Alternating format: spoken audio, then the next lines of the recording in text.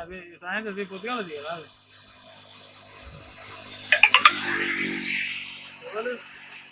మరి మా ఊళ్ళో ఎవరు ఇస్తాను బొమ్మలు ఇల్లు ఇక్కడ ఉండవచ్చు మేము కూల కొడతామంటారు వాళ్ళు మా సొంత ఖర్చులతో మాకు మేము ఉద్యోగాలు చేసుకుంటే మనిషి 200 రూపాయలు వేసుకొని పోయి మేము కలెక్టర్ ఆఫీస్ అక్కడ మేము ఇచ్చినాం అందరం పోయినాం టైమింగ్ చెప్పారు ఒకటి టైమింగ్ చెప్పారు దీని గురించి నేను జాయింట్ కలెక్టర్ పంపిస్తాను చెప్పారు కలెక్టర్ ఈ రోజు దాకా మరి మున్సిపల్ పరిష్కారం చేస్తాము ప్రాబ్లం లేదో బాగా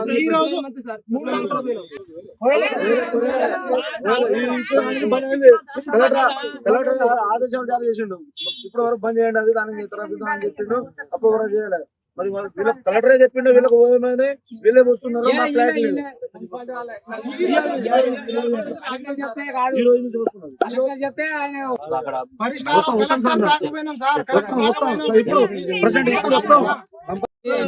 ఇప్పుడు మధ్యాహ్నం పూట రైతులు ఎవరు ఇంటికాడ ఉంటారని వచ్చి దాదాపు ఒక 7-8 బండ్లు వచ్చినాయి. నేను ఒక్కనే ఉన్నా. అందరికి ఫోన్ చేసే వరకు ఒక 20 మంది అందరు. ఇప్పుడు ఇంకా కొంచెం ఆగితే తండ మొత్తం వస్తారు. చెత్త రాక 8 నెలలు మేము ధర్నా చేసి అప్పుడు మీరే వచ్చిరు న్యూస్ తీయడానికి.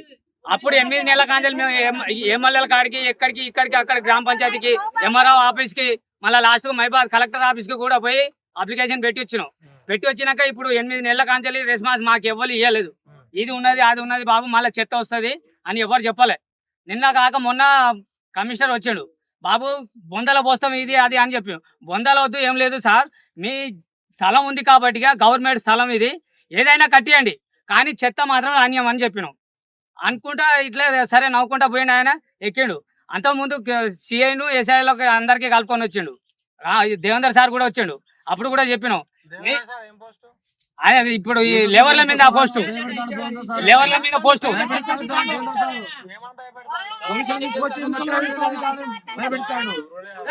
తొరువే ఆయనది.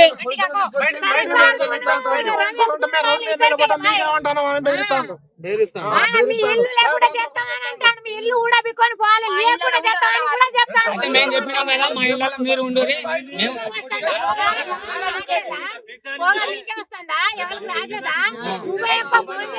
మాట్లాడతాడు ఏంటి రమేష్ నీకే వస్తుందా అని దేవేందర్ సార్ చెప్తాడు మాకు ఫోన్ చేసి ఏంటి సార్ పొగ వస్తుందంటే ఏ నైట్ అంటే ఆ నైట్ ఫోన్ లో వీడియో తీసి అన్నం కూర వండుకోవాలంటే ఇబ్బంది మాకు అంటాడు. మాకు ఇల్లు జిల్లా మండలం గ్రామ వాస్తవ్యులమైన మేము చెత్తను మొత్తం తండా దగ్గరనే పోయడం వల్ల గత 8-9 సంవత్సరాల నుంచి ఇదే సమస్య జరుగుతుంది.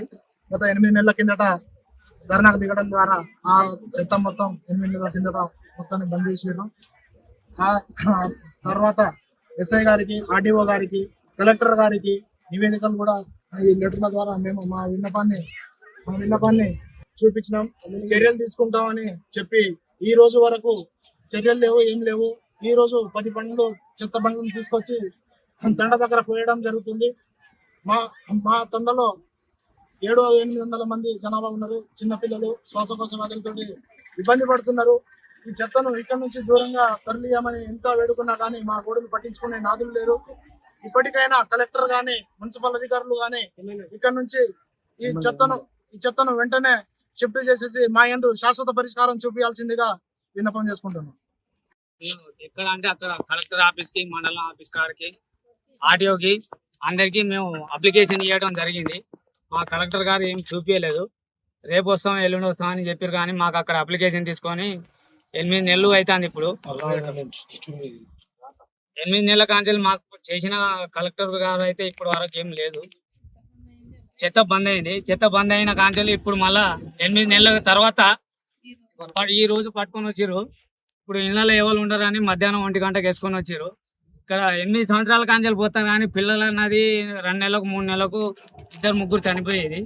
ఇప్పుడు అది ఆగిన కాంచెలు పిల్లలు పెద్దోళ్ళు చాలా మంచిగా ఉన్నారు. శాశ్వతంతో వ్యాధులు వస్తాయి.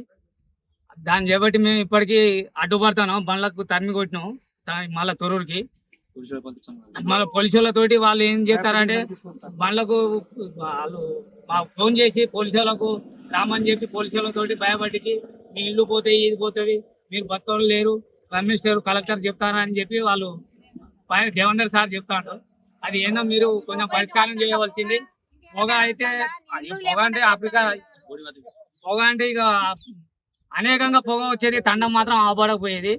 ఇక్కడ రోడ్ మించి వెళ్ళిపోయినా కూడా మనుషులు చీ అనుకుంటా పోయేది. అప్పుడు కాంచెలి ఇప్పుడు కొంచెం మంచిగా ఉన్నాం 8 నెలల కాంచెలి. మీరు దయచేసి ఆపాలని మేము కలెక్టర్ గారికి ఏరుకుంటాం.